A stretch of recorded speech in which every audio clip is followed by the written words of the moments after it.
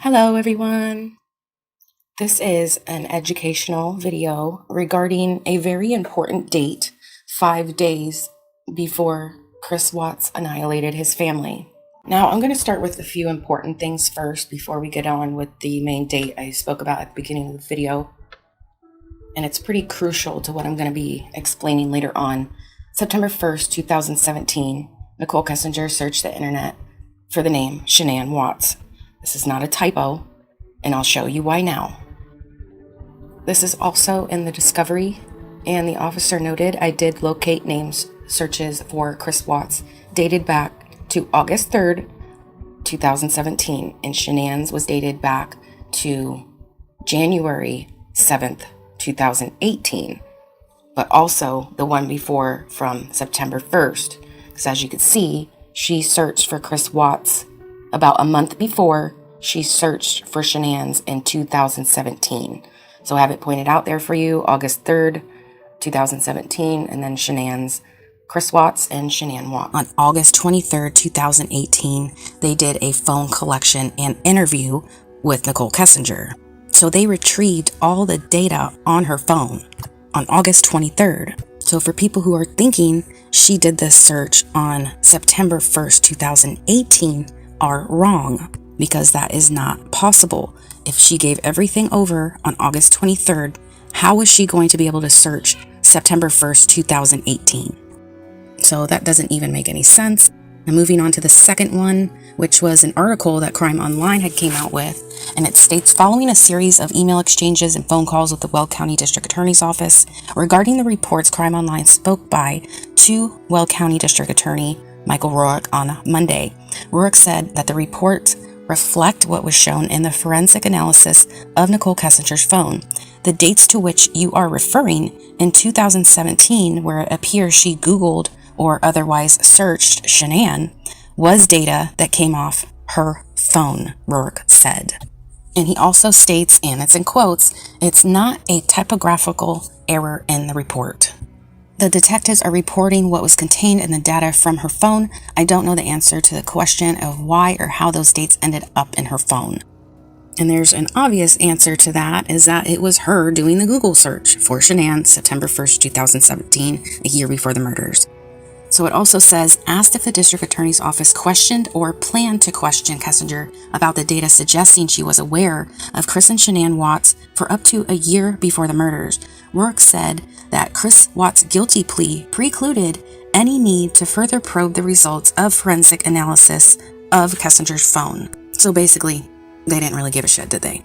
Just as the rest of the investigation stopped as well. They couldn't look further into things like we as the public have. And Rourke states, we did not get to the point in our investigation of attempting to independently verify that or not because Chris Watts pled guilty. And states in quotes, when you ask me if I have verified that information, the answer to your question is no. Nicole Kessinger told us that she met and started the relationship with the defendant in 2018. So where that anomaly in the data comes from, I can't answer it for you. I don't know the answer to it. What in the world? So it goes on to say, Rourke said that the prosecutors are confident in the results of the murder investigation, which is closed. I have absolutely no reason to investigate Nicole Kessinger at this point in time. He said, and this is not a witch hunt. He says, and I'll quote, my job is to investigate and prosecute who's responsible for the deaths of Shanann, Bella, Celeste, and Nico. We have done that. I have no information nor any belief that any other criminal defendant is out there who is responsible for the death in any way, shape, or form. And then, of course, the Frederick Police Department did not immediately respond to a request for clarification. Now, being Nicole Kessinger looked them up on these dates and what her motive was to eventually possibly get with Chris Watts.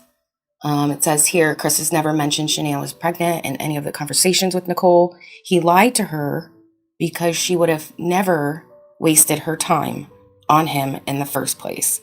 So she's kind of contradicting herself here by saying that she wouldn't have wasted her time, but really she's the one that sought him out a year prior to these murders. And once again, says she doesn't want to waste her time if she knew Shanann was pregnant, but she sought him out in 2017.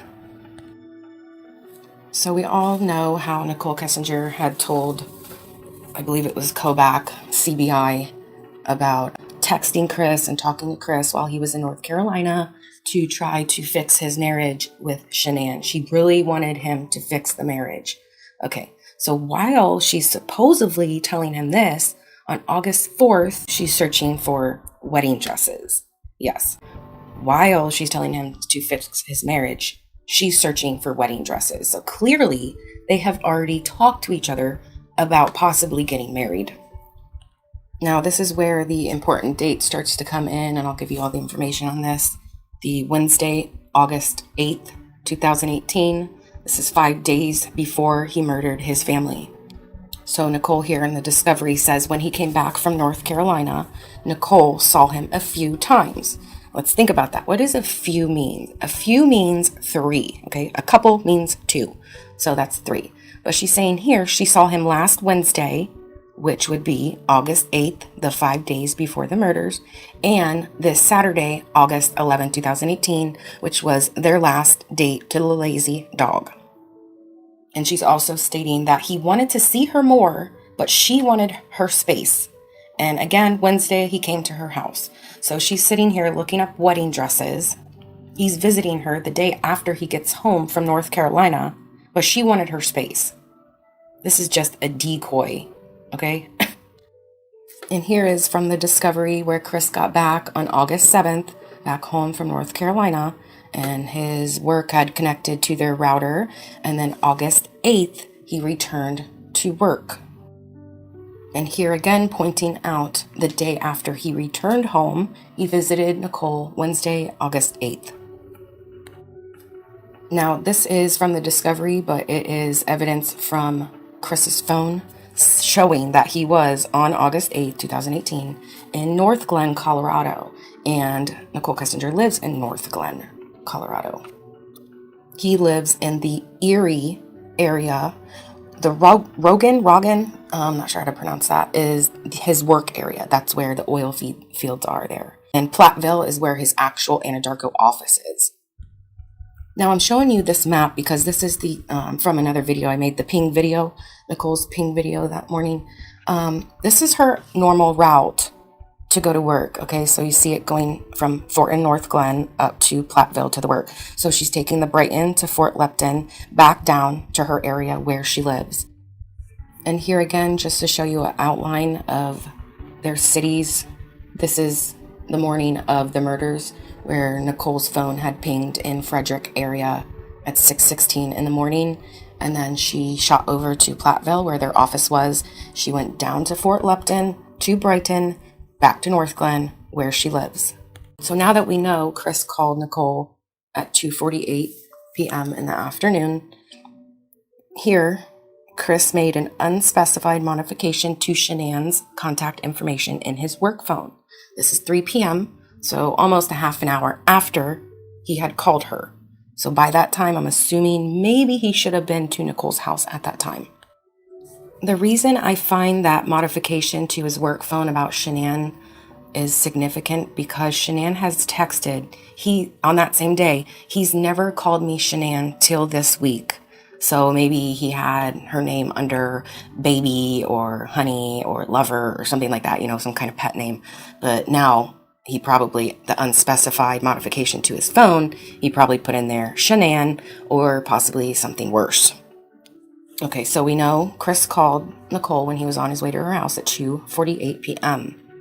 Not sure how long he spent at her house, but here, as you see, at 7:25 p.m., Kessinger searched Google on topics related to marrying your mistress. Now, that signifies to me that they have had this conversation about getting married once again, because here she is already looking up wedding dresses, and now she's searching this topic related to getting married to him. So that happened at 7:25. So clearly, I'm assuming that he was not at her house during this time, because I can't imagine her wanting to Google this type of information while he was present with her. So once again, assuming Chris is gone at this point, so he leaves, she's looking up marrying your mistress at 7:25 p.m., 7:26 p.m. Who is she talking to? Jim. For 17 minutes. So let's think. they're really good friends, could be in cahoots with the whole plan of everything, or she could be just bragging about her and Chris getting married. Let's just throw it that way for a second. She's excited. She's like, oh, we're going to get married soon. I've already picked out my wedding dress, blah, blah, blah. Now, directly after Jim's call, she's speaking to, at 8:03 p.m., after talking to Jim for the 17 minutes, she's talking to Barbara, which is Nicole's mother. She's talking to her mother for 23 minutes. She could be also bragging about the whole marriage situation with Chris. Okay, so we know Nicole has looked up wedding dresses, talked about marriage possibly, talked to Jim and her mother probably about getting married and the excitement she has for this. So directly after that, Shanann speaks to Nicole Atkinson, even though here it says Uthoff because that is her maiden name, I believe, and her friend Cassie at 9:54 p.m. and he said we are not compatible anymore. He refused to hug me. He said he thought another baby would fix his feelings. He said he refused couples counseling. Now, this is a big moment because Chris just went over to her house. This is a big moment. Poor Shanann has no clue what had just happened. They're talking about marriage. She's confused on why her husband is not loving on her anymore. Now, this is the same time frame of talking Shanann had said. He said he had a lot of time to reflect on his feelings, meaning that the 5 weeks he was away from Shanann when she was in North Carolina, he spent that entire time with Nicole Kessinger. So that's reflecting his feelings, so to say, his excuse. And he said he's going to work it out. This is significant. He's going to work it out. But she doesn't know how when he won't agree to counseling. Her friend offered support and suggestions to work this out. Now, this is Shanann's Facebook post on August 8th, explaining all of the things that she's done through the day, and it's just 12 o'clock noon. So this is right before all of this madness went down, before Chris went to see Nicole, before the whole marrying your mistress, and before he told her that he wasn't compatible with her anymore. And this is also from the Discovery. On August 8th, Chris had told them, he told Shanann he didn't think that they needed to go to counseling. He felt like anything they needed to say to each other, they could just say, which he didn't because he's a coward. And friends are trying to get them to go to counseling. And he felt disconnected from Shanann and didn't feel like counseling was going to help. He was disconnected because he was having an affair. Now, still on August 8th, these text messages were sent. Shanann had told Nicole Atkinson, I need happy news. Can you tell me the sex, please? And one of her friends asked, is there someone else? Referring to Chris. And she says, he says no. Another piece from the Discovery, August 8th at 7:24 in the morning. Her friend asked her if they were doing any better. She replied, no, it's so bad. I don't know what to do. He told me he doesn't want this baby and he's happy with just Bella and Celeste. But in reality, we know he's not. That's another lie.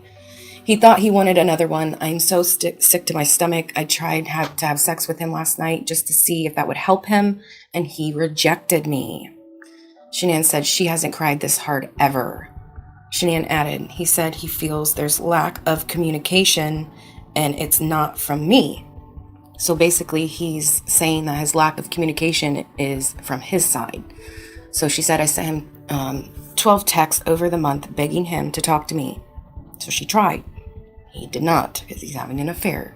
He fell asleep at 7 to 8 p.m., which is a lie. That's what he told her because he was staying the night over at Nicole's house. Shanann told Sarah, I tried talking to him after rejection last night and me crying for an hour alone on the couch. He slept. I kicked his sorry ass out of bed and I refused to sleep on the couch anymore this week. I told him this morning not to come home today, and if he can't tell me the damn truth on what the hell is wrong. Now, another reason this date, August 8th, is very critical is because they were having their ultrasound that night to find out the sex of the baby. Even though they didn't want to know what it was, they were going to have a gender reveal party that following Saturday, the weekend after their deaths. So Shanann says, we're supposed to go to an ultrasound tonight and he doesn't want the baby. He'd abort if I said it was okay. And then she says, He said he's not having an affair. Shanann is certain of this, and Shanann replied, honestly, no. But what else would make him do a complete 360? We couldn't get enough of each other before I left.